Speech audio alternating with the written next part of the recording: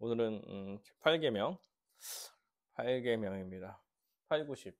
한 2주 남았죠. 오늘까지 하면은 3주. 오늘 빼면 2주 남았습니다. 마지막까지 한번 달려봅시다. 출애굽기 20장 15절입니다. 다 함께 읽어보도록 하겠습니다. 읽겠습니다. 시작. 도둑질 하지 말라. 제 8계명은 도둑질 하지 말라는 계명입니다.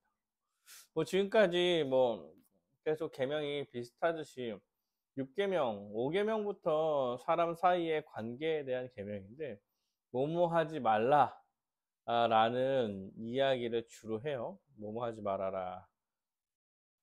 그럴 때 여기에 내포된 뜻은 그거보다 훨씬 더 광범위하죠. 그래서 8계명 우리 좀 살펴볼 때 오늘도 8계명에 도둑질 하지 말라 이런 이야기를 할 때 우리는 전제적으로 사실 도둑질 할 수 있는 어떠한 소유에 대한 개념이 있은 후에나 이 얘기가 가능한 거예요. 그래서 소유에 대한 도둑질하지 말라는 가진 것, 소유한 것, 그리고 소유하는 방식 이러한 내용들이 다 들어있는 계명이다 라고 생각하면 좋을 것 같습니다. 예, 첫 번째입니다. 인간에게 주신 사명과 그 소유를 귀하게 여기라는 계명이다. 먼저 이게 사명과 관련된 계명입니다. 창세기 1장 28절에 이렇게 나오죠. 하나님이 그들에게 복을 주시며 하나님이 그들에게 이르시되 생육하고 번성하여 땅에 충만하라. 땅을 정복하라. 바다의 물고기와 하늘의 새와 땅에 움직이는 모든 생물을 다스려라. 하나님께서 사람에게 땅을 지키고 경작하고 다스리라는 사명을 주셨어요. 땅을 지키고 경작하면 경작을 한다는 얘기는 키워서 또 이게 추수해서 이런 느낌을 갖고 이러한 이야기를 하는 것이죠. 그래서 사명, 지키고 경작하고 또한 지키고 경작하게 되면 다스리고 이렇게 되면 풍성한 사물을 얻게 되는 거예요. 그래서 이러한 사명을 하나님께서 허락해 주셨고요. 이 사명을 수행할 때에 우리가 풍성한 사물을 얻게 되는 거예요. 하나님께서 명령하실 때 주겠다. 이 땅의 모든 만물에 너로 인해서 씨 가진 열매는 너희의 먹거리가 될 거야. 먹을거리가 되는 열매, 혹시 채소, 사물이 된 거죠. 된 거야. 그래서 하나님께서는 사명을 우리한테 허락하셨어요. 사명이라는 것은 지금 여기서 말하는 사명은 땅을 지키고 경작하는 사명이라고 할 때 지키고 경작하는 일을 해 나가야 된다는 거야. 이것이 우리에게 주어진 사명이죠. 그런 이 사명을 통해 우리는 소유를 얻게 되는 거예요. 출애굽기 20장 9절에 엿새 동안 힘써 내 모든 일을 행할 것이나. 그래서 사명을 지키기 위해 노동을 하고 노동으로부터 소유를 얻게 되는 거죠. 그래서 노동이라는 것은 창조 세계에서 하나님께서 경작하고 지키고 다스리고 보존하라는 하나님의 사명을 잘 감당해 가는 거예요.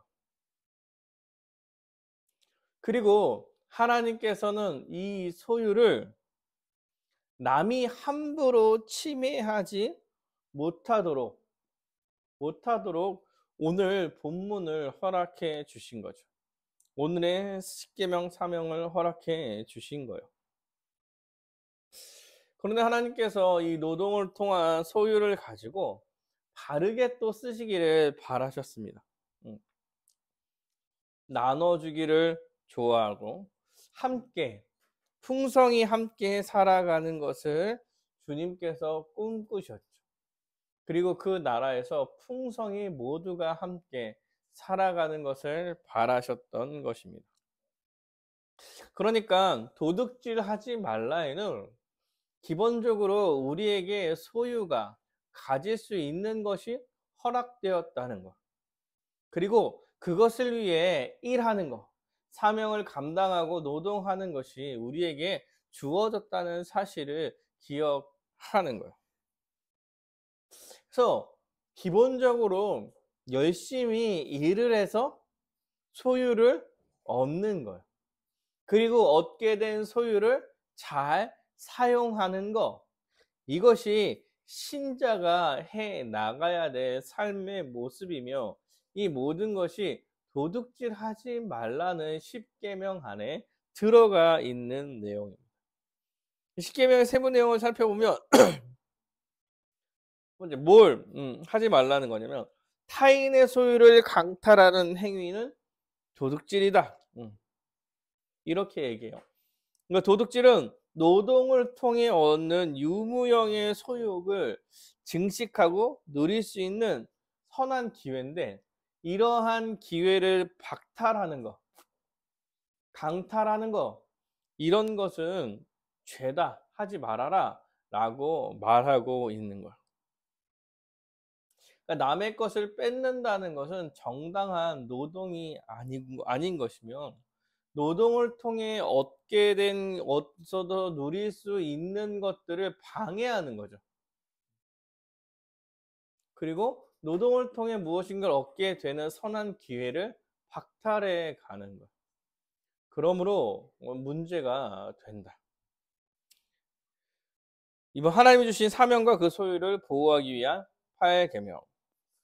그러니까 이제 8계명은 하나님께서 주신 사명을 가지고 열심히 노동을 함으로써 그 소유를 갖게 되는데 그 소유를 보호하고 지키기 위한 8계명인 거예요. 8계명은 서로가 서로를 믿고 온전한 삶을 살아가게 하는 거죠. 네.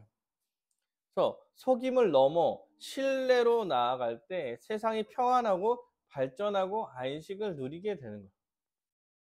그러니까 사실 도둑질한다는 것은 속이는 거죠. 속이는 거. 정당하게 일하지 않고 받는 것.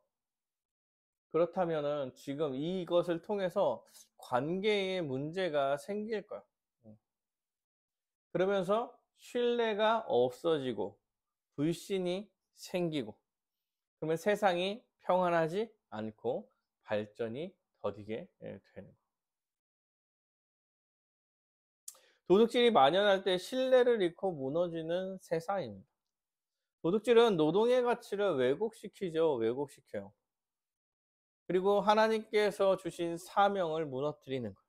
하나님의 영광을 가리며 사람의 노동 의욕을 저하시키죠. 그럼 취득에 막 있다면 노동 의욕이 저하되겠죠. 그럼으로써 노동을 하지 않게 되고 질서가 무너지는 거예요. 그래서 도둑질은 상호 신뢰관계를 무너뜨리고 정상적인 삶을 살아가지 못하게 하는 일들이죠. 못하게 하는 일들인 거예요. 그래서 여러분 도둑이 만연하다고 할 때 뭘 해야 돼요? 뭘 해야 돼요? 도둑이 만연할 때는 지키는 일을 해야 되죠. 내 것을 지키는 일을 해야 되고 내 것을 지키는데 힘을 쏟아야 돼요. 그리고 도둑질을 누가 하는지 모르기 때문에 나만 생각하고 주위에 걸어가는 사람들이나 주위에 있는 사람들한테 신뢰를 못 주죠. 신뢰를 얻기 어려운 관계가 되어 버리는 거예요. 그래서 도둑질이라는 것은 타인의 소유를 강탈하는 것으로서 여러 가지 문제를 일으킵니다.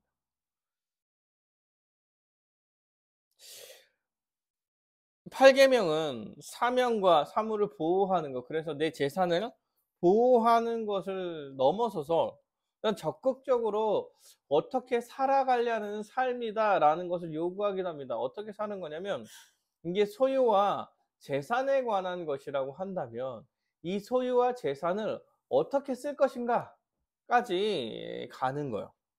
내 소유와 재산을 지키는 것에 머무르는 것이 아니라 내 소유와 재산을 지키는 것을 넘어서서 어떻게 적극적으로 사용할 것이냐라고 나아가는 것인데, 첫 번째는 우리에게 주신 것을 자신의 뜻 가운데서 사용하기를 원하시는 하나님, 이렇게 얘기하죠.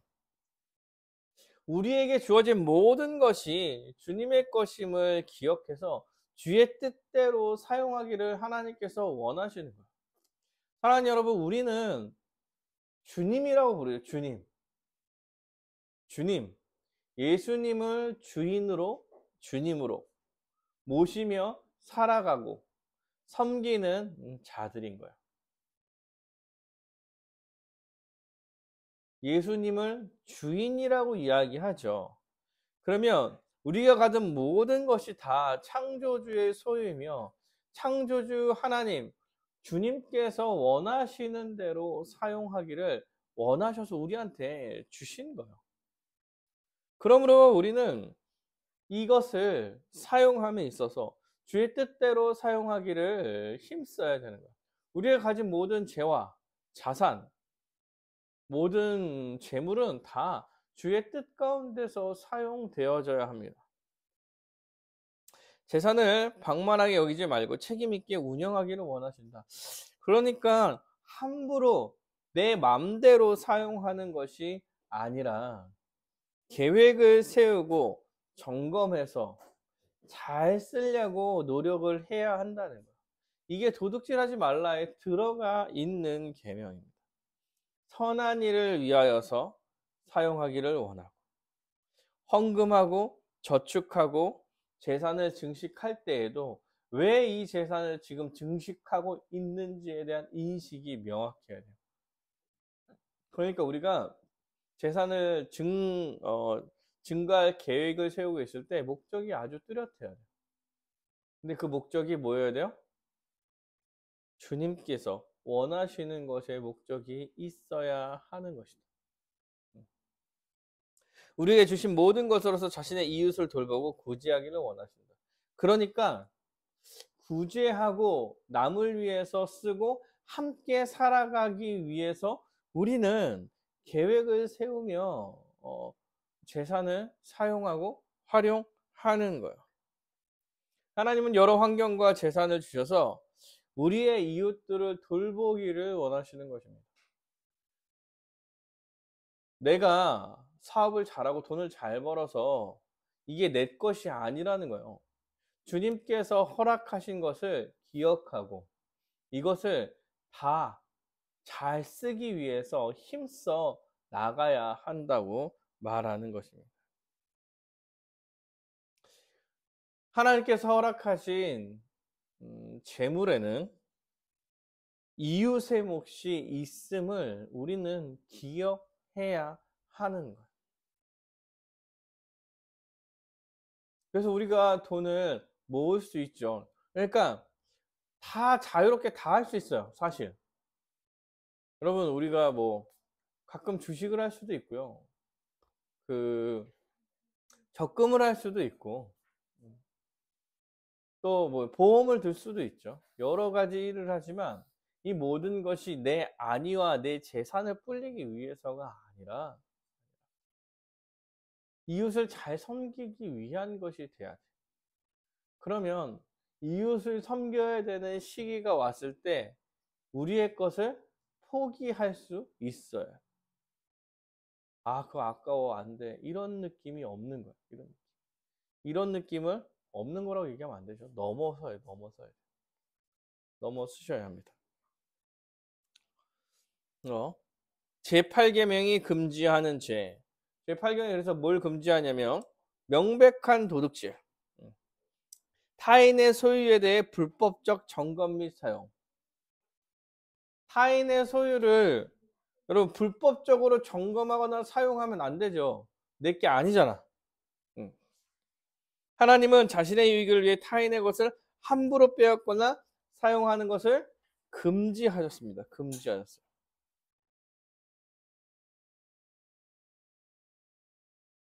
타인의 것을 빼앗으면 안 돼요.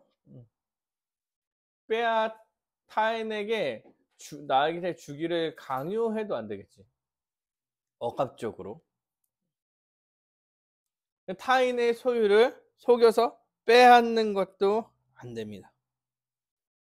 폭력적 방식을 쓰지 않더라도 속여서 빼앗는 것도 도둑질이야.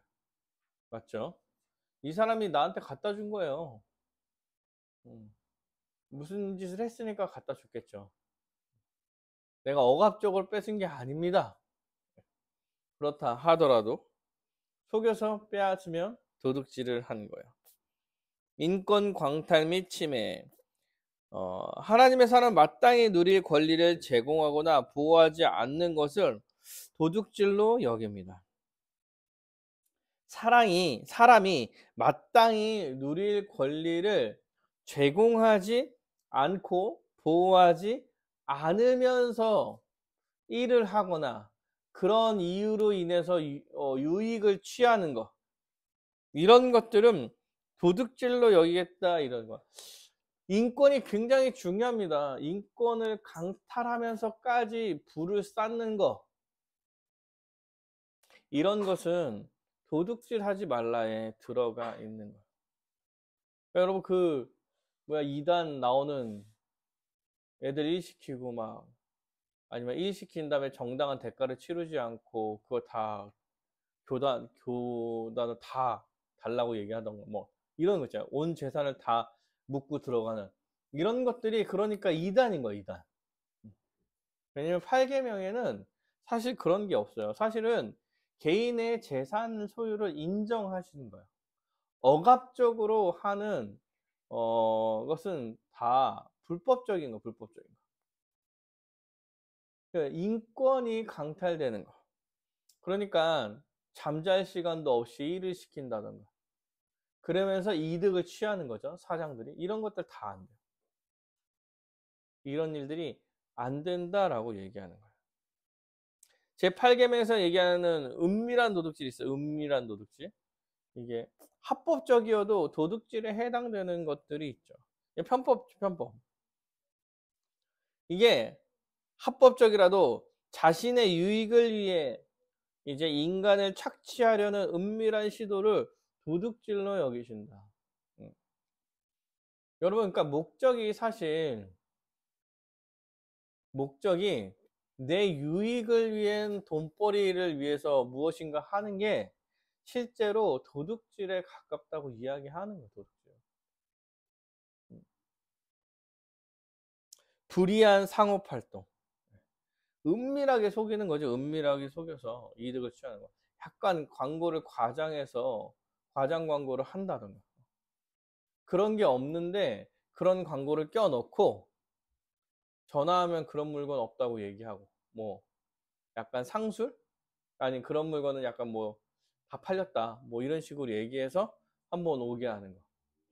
그래서 마케팅 전략 같은 것도 사람을 속일 만큼에 되는 것은 약간 사람을 속일 만큼이지만 법에는 걸리지 않는 그 정도 끝에서 막 왔다 갔다 거리는 이 정도로 만들어서 우리 배를 불립시다 라고 하는 모든 것들은 사실 여기에 어긋나는 거예요. 그러니까 목적이 생각보다 되게 중요하죠. 목적이 중요해요. 노동에 대한 정당하지 않은 반응. 이 정당하지 않은 반응은 두 가지 부류한테 다 있는 거예요. 어떤 부류가 있냐면 월급을 받아서 일하는 사람들. 월급을 받아서 일하는 사람들은 그 월급을 받기 위해서 일을 하는 것이기 때문에 어떻게 일을 열심히 해야 돼. 열심히. 농땡이 치면 안 돼. 열심히 일함으로 내가 일한 것에 대한 대가를 받는 거예요. 반대로 사장이나 이런 한 사람들은 어떻게 해요? 사람들의 노동력을 착취해 가면 안 돼요. 밤늦게까지 일 시키고 이렇게 더 시키고 그래서 자기 그 물량을 다 채운다 이렇게 하고 그 노동에 대한 대가를 치르지 않는다든가. 아니, 노동에 대한 대가를 치르더라도 인간적이지 않을 만큼의 여러 일을 하게 하면 그 자체가 문제가 되는 거예요. 의무 불이행, 의무 불이행. 하나님은 우리에게 주신 모든 환경에서 주어지는 의무를 충실히 수행하지 않는 것도 도둑질로 여깁니다. 여러분, 나한테 의무가 있는 거야. 의무를 실행하지 않는 것도 뭐요? 도둑질로 여깁니다. 여러분, 우리가 태어나자마자 우리 위치에서 의무가 있는 거야. 어떤 위치예요? 여러분이 뭐야? 처음에 국가에는 국민으로서의 의무가 있는 거죠. 가정에는 자녀로서의 의무가 있는 거고, 혹 자녀가 있다면 부모로서의 의무가 있는 거예요. 자신의 의무와 역할을 의무를 다하지 않는 것도 여러분 의무 불이행도 도둑질하는 것으로 여기는 거예요. 세금을 안 내는 거 도둑질. 맞죠? 정당하게 세금을 내야죠. 제가 최근에 친구 만났는데 어떻게든 세금 안 내려고 노력을 많이 하더라고 다들. 그런 거 말고 정당하게 내려고 노력하는 일을 해 나가야죠. 교회에서는 어때요? 교회에서도 성도죠, 성도. 교회 안에서도 교회의 회원으로서의 의무를 다하지 않는 것도 도둑질에 해당된다라고 말하는 거예요. 이 시선 왜곡이라고 얘기했는데, 시선 왜곡은 뭐냐면 하나님의 것, 이거 하나님의 것이야 라고 좀 이렇게 이야기하면서 이제 하나님의 것이야 라고 말하면서 이제 왜곡시켜서 내가 해야 될 의무나 이런 것들을 하지 않는 거. 그러니까 이러한 시선을 약간 왜곡하는 거죠. 이게 어떤 본문이냐면 하나님의 것을 또 이제 자기 마음대로 사용하는 거. 그러니까 이런 것이죠. 우리가 번 어떠한 것들을 우리 마음대로 내 거니까 쓴다 라고 얘기하는 것도 시선을 왜곡하는 거다 이렇게 얘기하는 거. 왜냐하면 말라기에 사람이 어찌 하나님의 것을 도둑질하겠느냐 이렇게 얘기해요. 그러나 너희는 나의 것을 도둑질하고도 말하기를 우리가 어떻게 주의 것을 도둑질하였나이까 하는도다. 그러니까 주의 것인데 어떻게 도둑질합니까? 라고 이야기하면서 주의 것을 내지 않는 거죠. 주의 것을 주의 뜻대로 사용하지 않는 것. 이거는 주님의 뜻입니다. 옛날에 제도를 까먹었네. 하여튼 성경에 그런 제도가 있죠. 이거 뭐라지? 고르반. 이건 주의 것입니다. 이렇게 얘기해서 부모 섬기는 것을 안 하고 자신이 유익을 그냥 챙기려고 하는 것. 이런 것들. 그러니까 사실은 여기는 헌금하지 않는 것. 이런 것도 문제가 된다 이렇게 얘기를 하는 거야. 3번 도둑질을 금지하심으로 꿈꾸던 세상을 보여주신 하나님. 도둑질을 금지하심으로 하나님의 형상인 사람을 보호하시는 거다. 하나님은 하나님의 형상으로 지어진 사람이 애써 노동하여 얻은 소유물을 정당하게 누리기를 원하시는 거죠. 그래서 도둑질하지 말라고 이야기하는 거예요. 애써 노동해서 얻은 소유물을 지킴으로써 그 사람을 보호하시려고 하는 것이죠. 따라서 도둑질은 하나님에 대한 범죄고 하나님의 백성이 합당한 바가 아니기에 하나님은 이를 엄격하게 금하신 거예요. 여러분 구약에 보면 도둑질에 대한 정당한 배상을 하라고 하면 사유재산을 보호하십니다. 하나님께서. 구약 성경의 소유에 대한 도둑질을 배상하게 해요. 배상하게. 출애굽기 22장에 사람이 소나 양을 도둑질하여 잡거나 팔면 그는 소 한 마리에 소 5마리로 갚고 양 한 마리, 양 네 마리로 갚을지어다. 이렇게 얘기해요. 그러니까 도둑질한 것을 더 심하게 갚으라고 얘기해요. 사유 재산을 보호하시는 거죠. 하나님은 손해에 대한 충분한 배상을 통해서 실제 손실한 것과 손실함으로 갖게 된 심정적 고통도 회복하게 하시는 거야. 도둑질을 금함으로 마지막으로 서로 사랑하며 사명을 수행하는 하나님 나라를 나타내기를 원하시는 하나님. 그러니까 하나님은 재산권과 노동권을 보호하심으로 사명이 충실하게 이루어지고, 사명만 충실하게 이루어지는 게 아니죠. 신뢰관계가 형성되고, 도둑이 없으면 신뢰관계가 형성이 되겠죠. 여러분 요새 뭐 유튜브나 이런 거에 막 그런 거 나오잖아요. 한국의 문화, 와, 외국에서는 절대 볼 수 없는 거, 절대 할 수 없는 거, 이런 것 중에 막 뭐야, 카페에서 가방 내두고 화장실 가는 거, 컴퓨터 하다 화장실 가는 거, 이런 거, 지갑, 전화기 안 가지고 가는 거, 뭐 이런 거 있잖아요. 이미 이런 거는 약간 신뢰관계가 쌓이는 거죠. 그러면 마음이 편해지는 거예요. 그런 만큼의 마음이 편해지죠. 관계가 회복되는 거예요. 관계가 옆에 있는 사람들에 대한 그냥 관계가 회복되어 가는 거죠. 누가 언제 내 물건을 어떻게 훔쳐갈지 모른다 라고 이야기할 때 여러분, 나가지를 못하죠. 제가 최근에 들은 얘기인데, 미국에서 살기가 매우 어렵다 이렇게 얘기할 때 도둑들이 진짜 많다고, 강도들이 되게 많다, 총 들고 다닌다, 5시면 집에 들어가야 된다, 해지면 집에 들어가 있어야 된다, 뭐 이런 얘기를 해요. 그러다가 자기 집 앞에 차가 쓰면, 모르는 차가 쓰면 총을 들고 와서 강도를 막을 준비를 해야 된다고, 이런 얘기를 하더라고요. 그래서 총을 들고 문 앞에 나가서 그 강도들이 돌아가야, 또 걸음을 돌리게 해야 된다고. 이게 약간 생활이라고 하더라고요. 신뢰관계가 이미 많이 깨져 있는 거죠. 많이 깨져 있는.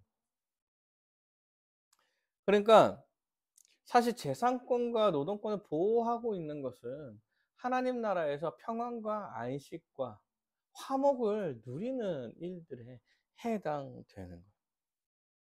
그래서 하나님 나라를 나타내기를 원하시는 것입니다.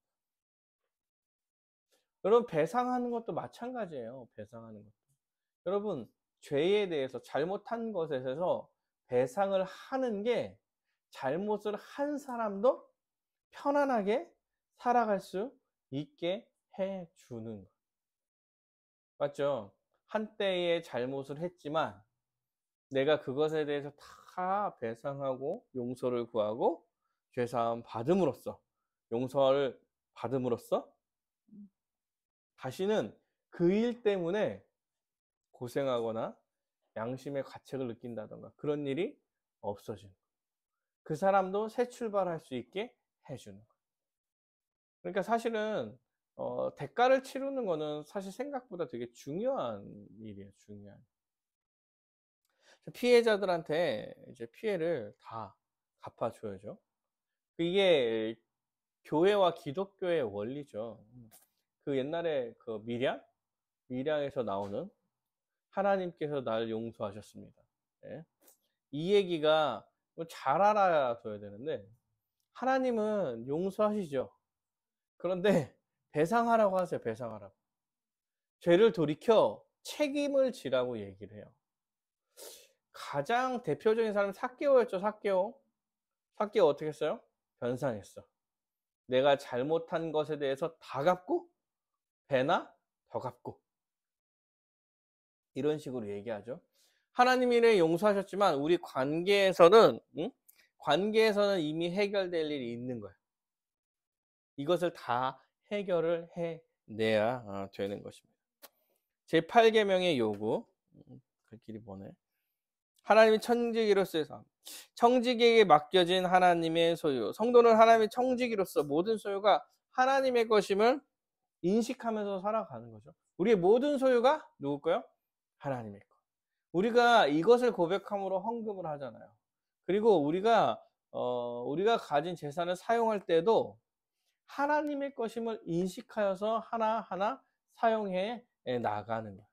내 마음대로 내가 원하는 대로 내가 하고 싶은 대로 무엇인가를 다 해 나가는 것이 아니라 주의 법칙을 따라서 이 모든 것이 주님께서 허락해 주셨다는 사실을 기억해서 이 재산을 사용해 나가는 거죠. 하나님의 뜻에 따라 소유를 구제하는 데 사용하는 청지기. 그래서 청지기는 소유의 주인이신 하나님의 뜻에 따라서 살아야 되는데 하나님께서 아주 명확하게 얘기하다가 구제예요. 구제. 이웃사랑. 여러분 자기만을 위해서 열심히 살아가는 게 낭비예요. 낭비. 주의 자원을 도둑질하는 거죠. 도둑질. 하나님께서 주신 자원과 목적을 도둑질하는 것이다. 이게 명확한 인식으로 있어야 되는 거예요. 이게 아마 이 세상에서 가진 이제 물질적 가치와 상반되는 부분 중에 하나일 거예요. 많은 사람들이 돈을 원하고 돈을 벌기 위해서 힘쓰고 돈을 벌고 그것을 자신만을 위해서 사용하죠. 그리고 자신을 위해서 사용해라 라고도 많이 이야기해요. 멋있게 살라고. 그런데 주님께서 이것을 낭비다라고 얘기해요. 낭비다. 주님이 주신 자원을 주의 목적에 맞게 사용하지 않는 것은 도둑질하는 것이며 낭비하는 것. 사랑하는 여러분, 우리를 위해서 사용하는 것 자체가 문제가 되는 게 아니에요. 맞지? 주님께서 우리가 주님 앞에서 풍족함을 누리며 살아가기를 원하십니다. 근데 우리만을 위해서 사용하는 것은 다른 문제예요. 다른 문제. 낭비의 개념이라고 얘기한다는 건 더 쓴다는 얘기죠. 너무 과하게 쓴다는 얘기를 하는 거잖아. 네. 기억하셔야 될 일들입니다. 구제는 삶 속에서 믿음으로 자족하며 살아가는 청지기, 구제하는. 그래서 그리스도인의 회복된 우리는 날마다 필요를 공급받으며 살기에 유무형의 소유에 자족할 수 있어야 해요. 시간이나 에너지나 재정이나 재능이나 은사에 자족하며 매일매일의 주님께 공급을 받으며 살아가는 것이기에 자족하며 나아갈 것이죠.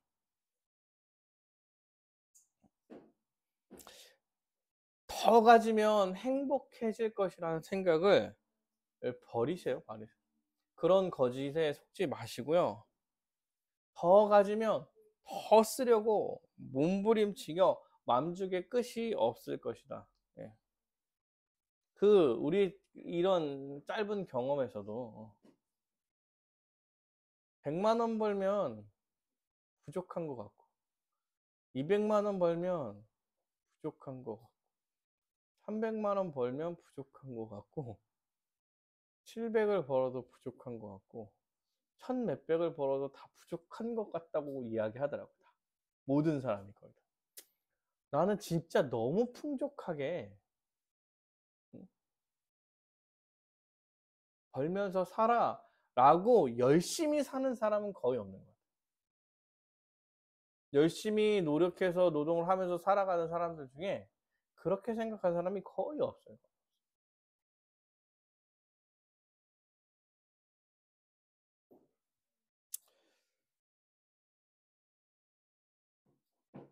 큰 3번. 서로 구제하는 세상 만들기. 그래서 구제에 대해서 성경은 굉장히 많이 이야기를 해요. 하나님께서 긍휼과 구제를 해야 된다 이런 얘기도 하고 여러분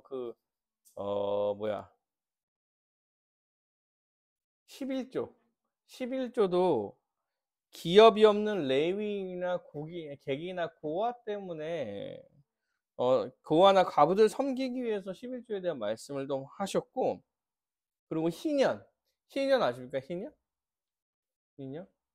주어진 땅을 50년 후에 다시 돌려줘. 원래의 주인에게 돌려주는. 희년. 신명기에는 가난한 자들을 위해서 무이자 자선, 융자를 말씀하셨어요. 여러분 그 농협, 협동조합이라는 개념 자체가 사실 약간 기독교 개념에 되게 가까운 개념이에요. 함께 모여서 서로. 지금은 약간 느낌이 다르죠. 지금 그런 느낌 말고 진짜 협동해서 조합을 이루는 거. 그게 일면 이제 좀 기독교적 시각이 들어간 얘기들이죠.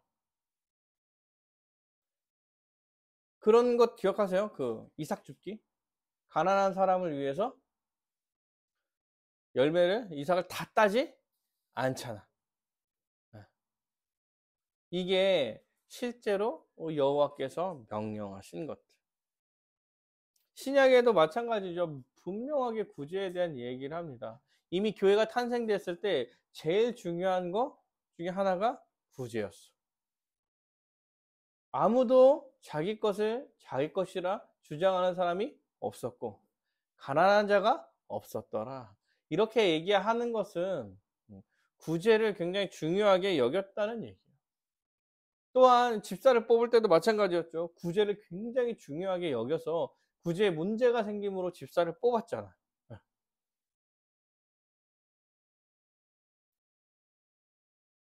근데 이 구제는 자발적으로 하는 거, 자발적으로.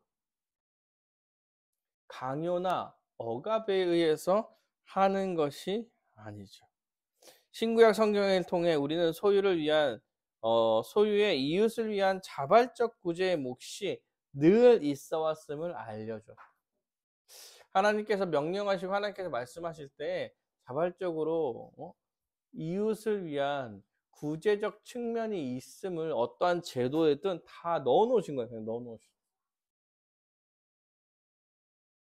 제8계명에서 현대적 적용이 되게 큰 차이가 나진 않아요.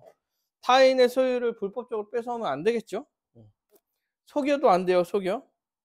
판매 상품에 대한 정보를 왜곡시키거나 일반 사기, 뭐 주식거래 사기, 뭐 이런 거 다 안 되죠. 노동력 착취, 뭐 납치, 유괴, 뭐 인신매매, 채무를 갚을 능력이 없는 자에게 채무를 지기함으로 공갈 협박하는 거. 집단이나 국가 간의 자원과 재산을 불법적으로 취하는 행위. 어떤 거 있어요?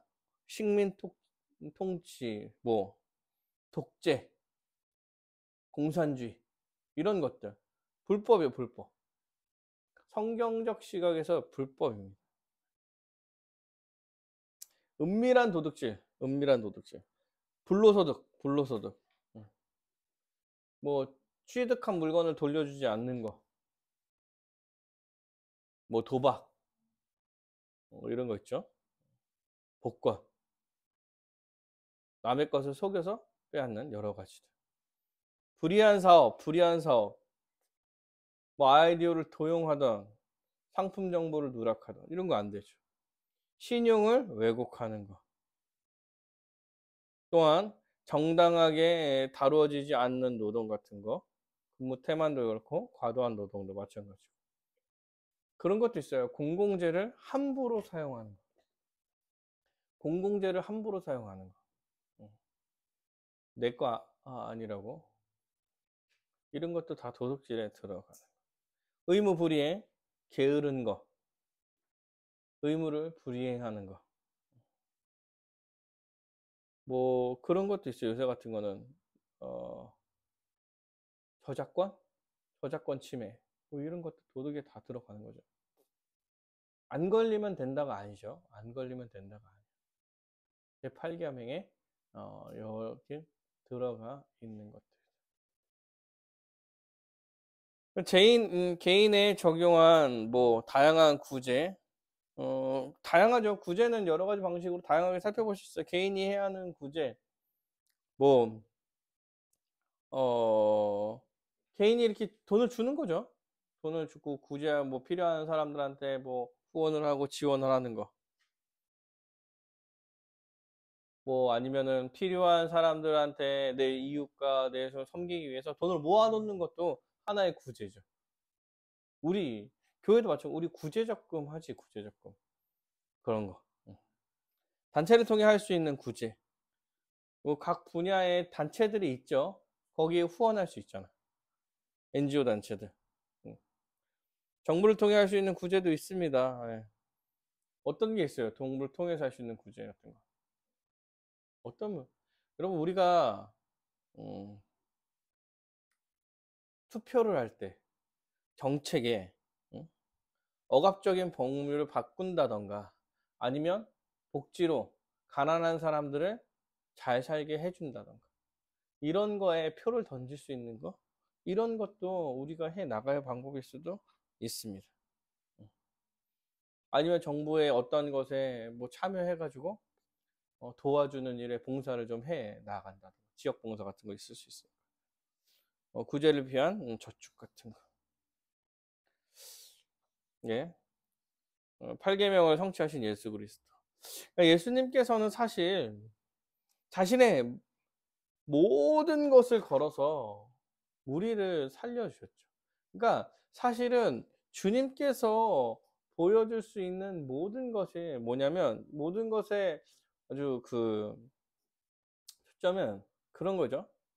자신의 목숨을 걸어서 하나님의 명령에 순종함으로 사명을 감당하신 거. 자신의 목숨을 걸어서 이웃사랑을 실천하신 거. 아무 소유를 욕심내지 않으신 것. 이게 예수님께서 사실 이 땅 가운데서 드러내신 제8계명에 대한 성취입니다. 성취. 예수님은 구제할 것을 명하셨고 하나님의 영광을 도둑질하지 않았고 또한 가난한 자들과 과부들과 어린아이들과 함께 하시며 그들을 도왔고 율법을 완성해 나가시고 자신의 생명을 걸어 남을 살리신 것. 이 모든 것이 사실 예수님께서 이 땅 가운데 8계명을 이루어내신 것들입니다. 교회는 어떻게 해야 되냐? 교회는 이제 주 예수 그리스도의 영광을 드러내서 영광을 도둑질하지 말고 성도들을 위해서 아낌없이 줄 수 있는 존재로 변화되어야 합니다.